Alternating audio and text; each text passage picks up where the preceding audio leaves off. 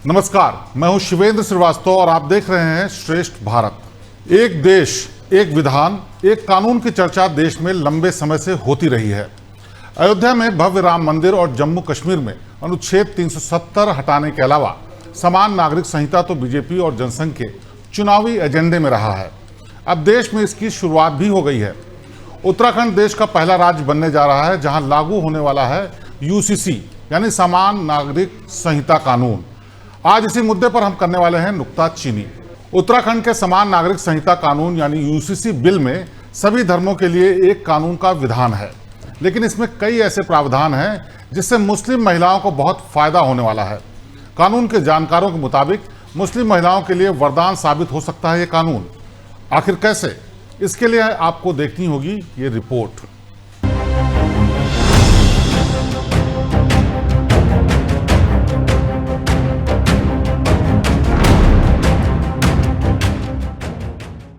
देवभूमि उत्तराखंड, जहां से होती है हर शुभ काम की शुरुआत, जहां पतित पावनी गंगा हिमालय से निकलकर मैदान में आती है, उस देवभूमि ने फिर देश को दिखाया है नया रास्ता।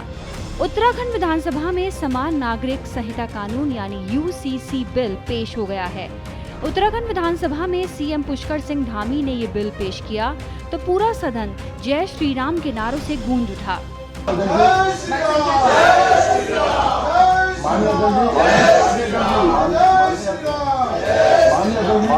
उत्तराखंड विधानसभा में बीजेपी के पास पूर्ण बहुमत है। ऐसे में इस विधेयक का पास होना तय माना जा रहा है। उत्तराखंड विधानसभा से मंजूरी मिलने के बाद उत्तराखंड यूसीसी लागू करने वाला देश का पहले राज्य बन जाएगा। उत्तराखंड आजादी के बाद यूसीसी लागू करने वाला देश का पहला राज्य हो जाएगा। इस बिल में सभी धर्मों के लिए एक कानून का प्रावधान है। यूसीसी का भले ही कट्टरपंथी लोग विरोध कर रहे हों, लेकिन इस बिल में मुस्लिम समुदाय, खासकर मुस्लिम महिलाओं को तमाम फायदे मिलने वाले हैं, जो मुस्लिम महिलाओं के लिए वरदान साबित हो सकते हैं। यूसीसी बिल में बच्चा गोद लेने की प्रक्रिया आसान करने का प्रस्ताव रखा गया है। मुस्लिम महिलाओं को भी बच्चा गोद लेने का अधिकार देने का प्रस्ताव है। यूसीसी बिल में मुस्लिम समुदाय के भीतर हलाला और इद्दत पर रोक लगाने का प्रस्ताव है। यूसीसी बिल में बहुविवाह पर रोक लगाने का प्रस्ताव है। यूसीसी बिल के मुताबिक पत्नी की मृत्यु होने पर उसके माँ बाप की जिम्मेदारी पति पर होगी। पति पत्नी के बीच विवाद हुआ तो बच्चों की कस्टडी दादा दादी को देने का प्रस्ताव भी यूसीसी विधेयक में रखा गया है। यूसीसी बिल में शादी का रजिस्ट्रेशन और लिव इन रिलेशनशिप का रजिस्ट्रेशन अनिवार्य किया गया है। यूसीसी बिल में लड़कों की शादी की उम्र 21 साल और लड़की की शादी की उम्र 18 साल रखी गई है। उत्तराखंड में समान नागरिक संहिता कानून लागू होने के बाद शरीयत, मुस्लिम पर्सनल लॉ और हिंदू कोड बिल जैसे कानून लागू नहीं होंगे। सभी धर्मों के लिए एक कानून होगा। हालांकि इसमें उत्तराखंड के आदिवासी समुदाय को छूट का प्रावधान है।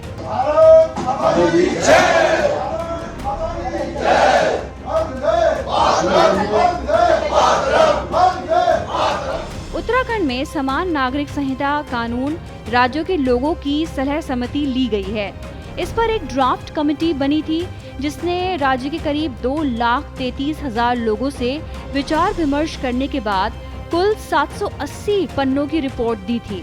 इसे तैयार करने वाली कमेटी ने कुल 72 बैठकें की थी। खबरों के मुताबिक यूसीसी के ड्राफ्ट में 400 से ज्यादा धाराएं हैं। यूसीसी विधेयक महिला अधिकारों पर केंद्रित है। इसमें बहुविवाह पर रोक का प्रावधान है। समान नागरिक संहिता बिल में लिव इन रिलेशनशिप के लिए रजिस्ट्रेशन को जरूरी कर दिया गया है। कानूनी विशेषज्ञों का दावा है कि ऐसे रिश्तों के पंजीकरण से पुरुषों और महिलाओं दोनों को फायदा होगा। Bureau report, India ahead. UCC आते ही मुस्लिम समाज के कट्टरपंथी इसका विरोध करने पर उतारू हैं। इस मुद्दे पर हमारे कुछ सवाल हैं। यूसीसी में पति पत्नी दोनों को तलाक लेने के लिए एक जैसे नियम हैं। क्या इसी से परेशान है मुस्लिम कट्टरपंथी? यूसीसी बिल में बहुविवाह पर रोक लगाने का प्रस्ताव है। आखिर इसका विरोध क्यों हो रहा है? यूसीसी बिल में मुस्लिम समुदाय के भीतर हलाला और इद्दत पर रोक लगाने का प्रस्ताव है। क्या 21वीं सदी में ऐसी प्रथाएं जायज हैं? तो इस मुद्दे पर नुक्ताचीनी करने के लिए हमारे साथ मौजूद हैं अतहर हुसैन साहब, जो कि कोर्ट के डायरेक्टर हैं और साथ ही हैं फराह फैज साहब, मैडम जो वकील हैं और तमाम अधिकारियों के लिए लगातार लड़ती रहती हैं। ये बताइए अतहर साहब, जिस तरह से यूसीसी को लाया गया है और अब जो है यहाँ पर पेश कर दिया गया उत्तराखंड में, ये शुरुआत हो गई है, इसमें जो प्राविधान किए गए हैं उनको आप किस तरह से देखते हैं? देखिए, ये काफी इंटेंगल्ड लीगल इशू है और मैं नहीं समझता कि जो कॉन्स्टिट्यूशन है हमारा उसमें जिस तरह से डायरेक्टिव प्रिंसिपल्स का एक हिस्सा है वो किसी एक स्टेट के अप्रूवल से उसका एक्सेप्टेंस होगा। अभी ये काफी लीग से जाएगा, एक बार ये स्टेट असेंबली पास करे, उसके प्रावधान जब पब्लिक डिस्कोर्स में आएंगे तो जो भी पार्टीज हैं जो इसके पक्ष में हैं या जो उसके विरोध में आएंगी वो अपनी बात रखें। अब उसमें क्योंकि ये एक पॉलिटिकल इशू बन गया है, ये कहते हुए कि खास समुदाय को उसके साथ जोड़ा जाता है या ये उसके लिए है, तो एक उसका पॉलिटिकल डिस्कशन तो होगा ही होगा। और खासतौर से टाइमिंग देखते हुए कि अब आज जब देश में लोकसभा चुनाव चंद दिनों में घोषित होने वाले हैं और उस समय एक छोटी सी स्टेट असेंबली, मतलब जो मैं समझता हूँ हिंदुस्तान की मात्र 1 या 2% आबादी को रिप्रेजेंट करती है, तो उसमें यूनिफॉर्म सिविल कोड का ये एक बिल आके और उसका फाइनल एनेक्टमेंट होके वो कैसे यूनिफॉर्म सिविल कोड जो देश में, क्योंकि आप जो शब्द ही है यूनिफॉर्म, वो कहता है कि यूनिफॉर्मिटी, और आज हमारा देश की जो प्लुरैलिटी है उसके लिए माना जाता है। लोगों को समान अधिकार मिलते हैं, तो उसके पॉइंट्स पे क्या आपको दिक्कत है? जो उसमें चीजें की गई हैं, जो इंतजाम किए गए हैं, उनमें क्या दिक्कत लगती है आपको? मैं आपको उसी बात पे आ रहा हूँ। मैं उसकी यूनिफॉर्मिटी पूरे इंडिया में एक्सेप्ट हो, मतलब यूनिफॉर्म सिविल को पूरे इंडिया में हो, मतलब एक देश एक कानून की बात है, तो वो कहाँ से इसका सफर पूरा होता है, मेरी नजर उस पे है और वो मुझे अभी नहीं दिखाई देता। लेकिन जब भी ये लागू हो जाएगा पूरे देश में, या जो भी दिक्कतें आएंगी उनको पार करने के बाद लागू जिस रूप में भी होगा, उसमें जो प्रोविजंस हैं वो बहुत क्लियर हैं। अगर उत्तराखंड अपने में तमाम समान अधिकार की बात कर रहा है तो देश में और राज्यों में भी उसी मुद्दों पर बात होगी। तो क्या वो मुद्दे इंपॉर्टेंट नहीं है, या जो बातें जो प्रोविजंस किए जा रहे हैं आपकी नजर में वो क्या है? क्या लगता है आपको, इससे कोई नुकसान है मुस्लिम समाज का या किसी और दूसरे समाज का नुकसान है, या ये सही नहीं है? सबसे बड़ा नुकसान और फायदे की बात ही नहीं, मैं कह रहा हूँ हम बात कर रहे हैं जब ये पूरा डिबेट था यूनिफॉर्म सिविल कोड का कि एक देश एक कानून, तो मेरा ये मानना है क्या एक देश एक कानून होगा या ये हमारे यहाँ स्टेट असेंबलीज का अलग अलग कानून है, तो वो तो एक नया पेंडोरा बॉक्स खोलेगा। तो मेरी नजर अभी उस पे है। अभी मैं इस उत्तराखंड के यूनिफॉर्म सिविल कोड में मेरे ज्यादा मैं नहीं देखता। मैं ये देखता हूँ कि अगर मान लीजिए जो भी प्रपोजल आने हैं, चाहे प्रॉपर्टी सेटलमेंट से रिलेटेड हो, चाहे वो फैमिली इश्यूज हो जिसमें डाइवोर्स हो और इनहेरिटेंस हो, वो क्या यूनिफॉर्मली पूरे देश में लागू होते हैं?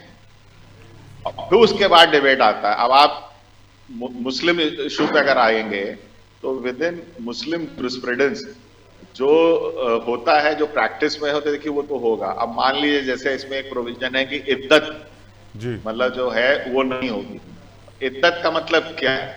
इद्दत का मतलब यह है कि पैटर्निटी को आइडेंटिफाई करना।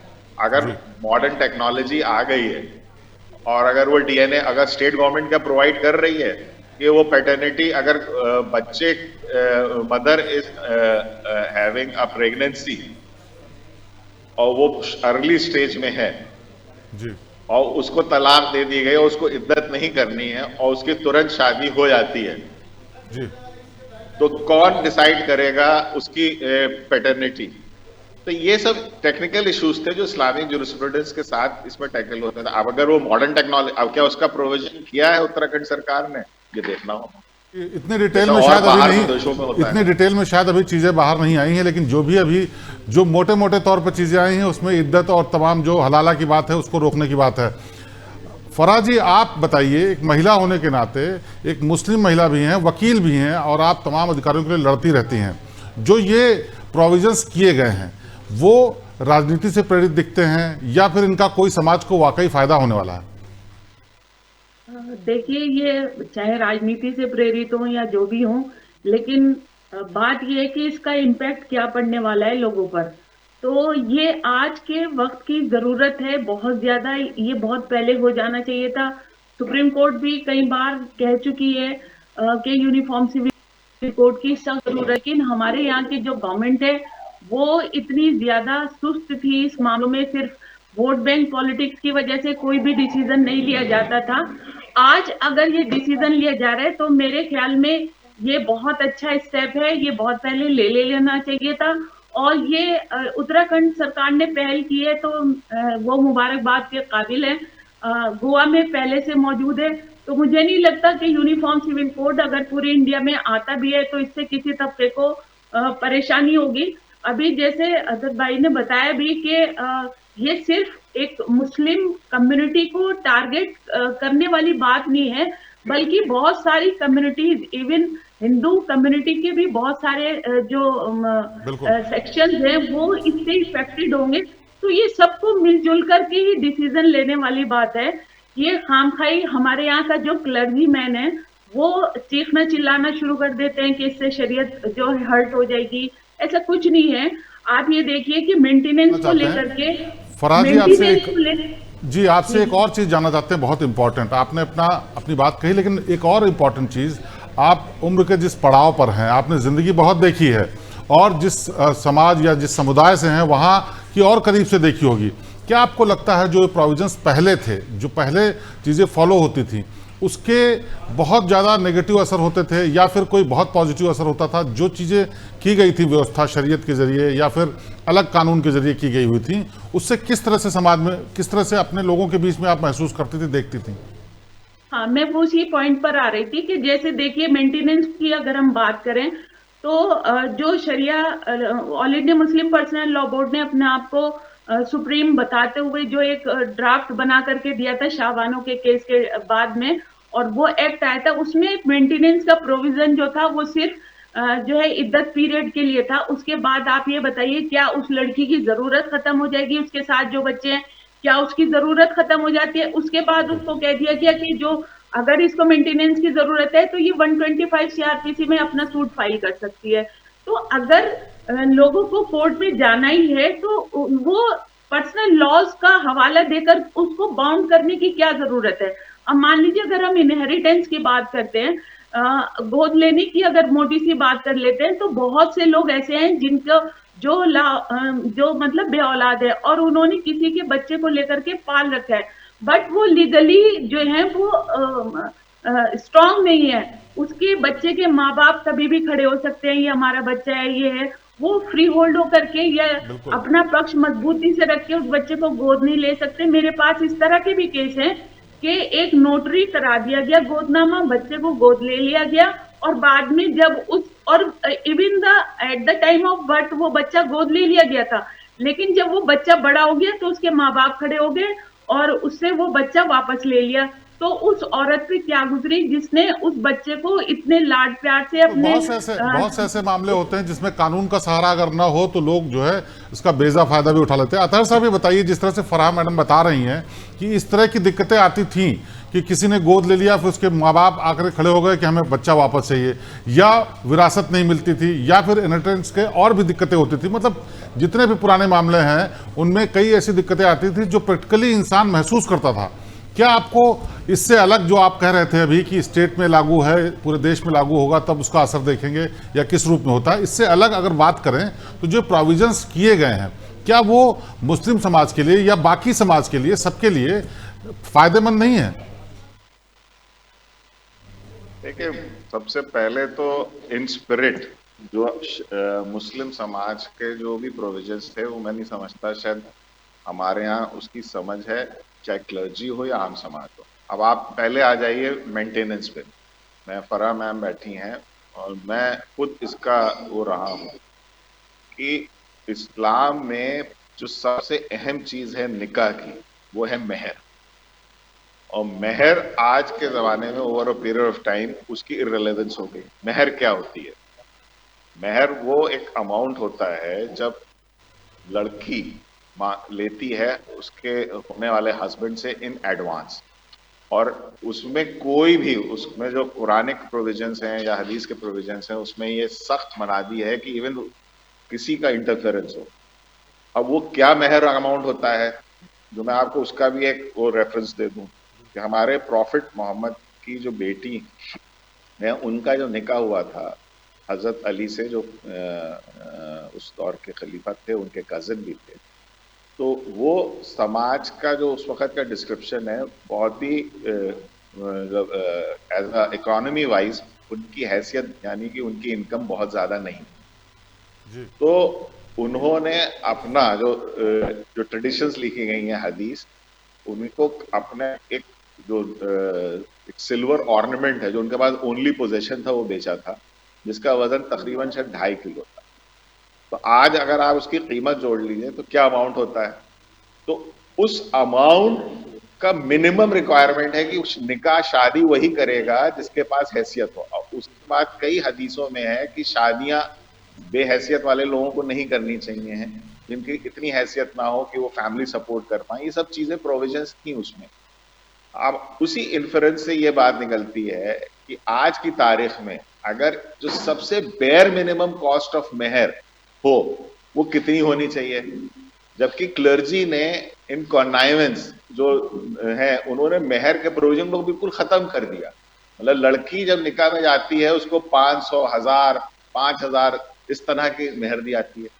तो इस पे किसी की नजर गई नहीं। तभी जब ये दिक्कत आई मेंटेनेंस की और मामले जब सेटलमेंट के कोर्ट्स और सुप्रीम कोर्ट गए तो वहां पे ये बात ही नहीं रख पाए कि साहब ये एक टेक्निकल दिक्कत है। तो इसलिए सरकार या जो भी स्टेट होता है उसकी पॉलिसी होती है उसको इंटरवीन करे, वो कर रहा है, हम उसके लिए उसका शुक्रिया अदा करते हैं, क्योंकि ये तो क्लर्जी ने नहीं होने दिया। देखिए अतार साहब, एक बहुत इंपॉर्टेंट बात आपने बोली, जो बोली आपने इतिहास को उठा करके बात बोली, लेकिन एक बात ये भी है कि पहले जो प्रोविजंस किए गए थे, चाहे हिंदू समाज में हो, मुस्लिम समाज में हो या किसी और कम्युनिटी में हो, लेकिन वो उस वक्त की जो स्थितियां थी, परिस्थितियां थी, उसके हिसाब से किया जाता था। चाहे वो बहुविवाह हो, चाहे फिर परिवार के अंदर जो प्रॉपर्टी है उसके लिए ना बटे उसके लिए प्रोविजन हो, या फिर मेहर की रकम की बात हो कि भाई पहले से गारंटी होनी चाहिए कि जहां जा रही है लड़की वहां पर खाने पीने की दिक्कत नहीं होगी, उसको एक सिक्योरिटी मिल जाए। लेकिन अब सदियां गुजर गई, सालों साल गुजर गए, दशकों के बाद अगर मान लिया इस चीज़ों को अब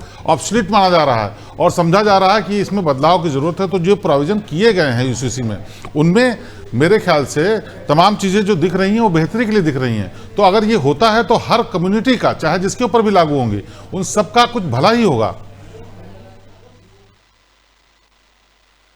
इसी यूनिफॉर्म सिविल कोड में ये डिबेट ज्यादा ना बढ़ता अगर वो मेहर के प्रोविजंस को स्ट्रांगली स्टेट हाईलाइट करता था। उसमें थोड़ा सा रिलीजियस उसका एस्पेक्ट भी, प्रैक्टिस भी साथ रह जाती, जैसे और धर्मों के साथ किया गया है। और धर्मों की चीजों पे इंटरवीन करके हिंदुस्तान में प्रोविजंस बनते हैं। जैसे अभी बात आई थी कि नॉर्थ ईस्ट के स्टेट्स में कहा गया कि यहाँ पे यूनिफॉर्म सिविल कोड उस तरह से नहीं अप्लाई होगा, लोकल ट्रेडिशंस को माना जाएगा। ये ऑन रिकॉर्ड है, मतलब हमारे शायद कैबिनेट हैं जो लोग बहुत कम संख्या में बचे हैं वहां उनको डिस्टर्ब नहीं किया रहा है। उत्तराखंड में भी यूसीसी जब लाया गया तो 5 ऐसी जाति नहीं, इसीलिए मैं कह रहा हूँ, तो अगर वो प्रोविजन, तभी तो मैं कह रहा हूँ यूनिफॉर्मिटी तभी होती है ना। कोई भी कानून, चाहे वो कम संख्या हो, बहुसंख्या हो, कानून सबके लिए बराबर होना चाहिए, मेरा ये शुरू से कहना है। तो इस पे थोड़ा सा एक डिटेल रिसर्च हो जाती अबाउट मेहर, अबाउट इद्दत। और पर रहा सवाल जो इनहेरिटेंस की बात है, मैं उसके बिल्कुल कायल हूँ कि इनहेरिटेंस बराबरी का होना चाहिए, और वो चीज आ रही है। और उसमें भी सख्ती से लागू हो, उसमें भी रूरल प्रॉपर्टी से रिलेटेड जो कानून हो। अब मैं यूपी का बताऊं, यहाँ पे जिम्मेदारी अबॉलिशन एक्ट आ गया, शायद आपको पता हो। उस जिम्मेदारी अबॉलिशन एक्ट के बाद जो सो कॉल्ड कट्टर से कट्टर जो मुस्लिम्स की एक organisation All India Muslim personal law Board, उनका ऑफिशियली इन राइटिंग है टू द स्टेट गवर्नमेंट और द स्टेट गवर्नमेंट, जो मुख्तलिफ सरकारें रही उत्तर प्रदेश में, कि आप लड़कियों को रूरल प्रॉपर्टी में शेयर दीजिए। मतलब हर चीफ मिनिस्टर को उनका रिप्रेजेंटेशन किया। मुझे बड़ा ताज्जुब है कि पर्सनल लॉ मैं वही कहना चाह रहा हूं कि बदलाव तो समाज की तरफ से भी इसका मतलब डिमांड हो रहा है, या चाहते हैं कि बदलाव हो इन चीजों को, तो उसको सरकार ने कानून की तरह कर दिया है तो और बेहतर है। फरहा मैडम, आप एक और चीज बताइए कि जिस तरह से पहले प्रोविजंस थे, चाहे वो हलाला को लेकर के हो, चाहे वो और तमाम ऐसी जो रीतियां थी, जो रीतियां मानी जाती थी, अब जो ये यूसीसी आएगा उसके बाद कितनी राहत उसमें आप महसूस करते हैं कि होगी? ये जो जैसे आप हलाला का पहले भी जिक्र कर रहे थे, अभी भी कह रहे हैं, ये वो चीजें हैं जो शरीयत का हिस्सा है ही नहीं। लेकिन जो हमारा क्लर्जी मैन था, उन्होंने जबरदस्ती ये थोप रखा था, जैसे तलाक़े बिदअत को थोप रखा था, जबकि बिदअत और शिर्क ये सबसे पहली मनाही है एक मुस्लिम के लिए और इस्लाम धर्म में। लेकिन तलाक़े बिदअत कह करके ही वो फॉलो करवा रहे थे इस तरह की इंस्टेंट तलाक को। तो इसी तरह हलाला का कोई कॉन्सेप्ट शरीयत में नहीं है, इस्लाम का कोई हिस्सा नहीं है। मेंटेनेंस का भी बहुत अच्छे प्रोविजंस शरिया लॉ में है। बस अगर शरिया लॉ को कोडिफाई कर दिया जाए तो आप ये देखिए कि जो हमारा हिंदू मैरिज एक्ट है वो पूरा निकल करके आ जाएगा। लेकिन इसको सही तरीके से बताने की लोगों में अवेयरनेस होने की जरूरत है। ये लोग जो है कलाम पाक को पढ़ने के लिए तो कहते हैं, लेकिन उसको समझ फराह मैडम, आप क्या ये कहना चाह रही हैं कि जो ये प्रोविजंस किए गए थे शरिया के नाम पर, क्या वो गलत तरीके से किए गए थे, कुछ लोगों ने अपनी इच्छा से किया, ऐसा कहना चाह रही हैं? क्योंकि आपकी जो बात है, जो मेंशन ही नहीं है शरिया में, उसको भी इम्प्लीमेंट किया गया। इसका मतलब ये है कि कुछ लोग या जो चाहते थे अपने तरीके से चलाएं कानून, वो कर रहे थे। बिल्कुल वही, मैं तो क्लियर नाम बता रही हूँ, जमीयत उलमाए हिंद और all India Muslim personal law board. All India Muslim personal law board ने अपने यहाँ के सिलेबस में इस तरह की चीजें इंक्लूड की हुई हैं जो बहुत ज्यादा ऑब्जेक्शनेबल है, वो नहीं होनी चाहिए। ये तबके को खराब करने वाली चीजें हैं जो ये कर रहे हैं। ये दारुल कज़ाए खोले बैठे हैं, जबकि वहां की कोई वैलिडिटी नहीं है, लेकिन लोग गुमराह हैं। उन्हीं के यहाँ आज भी जाते हैं। बहुत सारे केसेस हैं हमारे यहाँ, हरियाणा में है, बूरिया में, जो ये चल रही है दारुल कज़ा, सहारनपुर में अनाउंस हो गई थी। तो मेरा हमेशा से ये ऑब्जेक्शन रहा कि आप जो कौम है उसे मिसलीड मत कीजिए। आप बताइए कि आपके यहाँ के जो फैसले हैं उनकी कोई वैलिडिटी नहीं है, क्योंकि विश्वलोचन मदान का केस का जब जजमेंट आया था 2014 में, ये सब क्लियर हो गया था कि इनकी कोई वैलिडिटी नहीं है। यही बात है कि अगर इसको सही तरह से लोगों में जानकारी जाए कि शरिया क्या है, शरिया ने क्या प्रोविजन किए हैं, तो मुझे नहीं लगता कि उसके बाद में यूनिफॉर्म सिविल कोड के लिए कोई भी अपोजिशन रह जाएगा मुस्लिम कम्युनिटी की तरफ से। इवन जो मदीना चार्टर है हमारे, जो हुजूर सल्लल्लाहु अलैहि वसल्लम ने इंट्रोड्यूस किया था, उसमें भी ये प्रोविजंस हैं कि तमाम कंट्री के जो अलग अलग लोग हैं, जो अलग अलग तबकों को रिप्रेजेंट करते हैं, उनके लिए उन्होंने यूनिफॉर्म लॉ जो अनाउंस किए थे। तो ये तो प्रोविजंस बहुत पहले से हैं जिनकी हमारे शरिया में बिल्कुल जगह है, और ये सब चीजें अनाउंस बहुत पहले से हुई हैं, लेकिन लोगों को पता नहीं है और लोगों के पास सही जानकारी ना होने की जरूरत है इस पूरे मामले में, ताकि लोगों को पता लगे और ठीक ढंग से इसको लागू किया जा सके। तो बहुत बहुत शुक्रिया फराह मैम आपका, और अतहर साहब आपका भी हमारे साथ जुड़ने के लिए। इस मुद्दे पर हमारी राय है, हर मुद्दे को धर्म और राजनीति के चश्मे से नहीं देखना चाहिए। केंद्र सरकार ने 3 तलाक की प्रथा पर रोक लगाई तो उसका विरोध हुआ, लेकिन इससे मुस्लिम महिलाओं को जबरदस्त फायदा हुआ। अब समान नागरिक संहिता कानून यानी यूसीसी आ रहा है, तो मुस्लिम महिलाओं को तमाम ऐसे अधिकार मिलने वाले हैं जिनसे वे अभी तक वंचित थीं। उत्तराखंड के बाद असम जैसे कई बीजेपी शासित राज्य यूसीसी लाने पर विचार कर रहे हैं। हालांकि ये पूरे देश में कैसे लागू होगा, इस पर कई कानून के रोड़े हैं। सभी को पुराने माइंडसेट को बदलने की जरूरत है। तो उत्तराखंड में लागू हो रहे यूसीसी कानून और उसके देशव्यापी परिणामों पर यह थी हमारी खास पेशकश। देश और दुनिया की बाकी खबरों के लिए आप देखते रहिए श्रेष्ठ भारत। नमस्कार।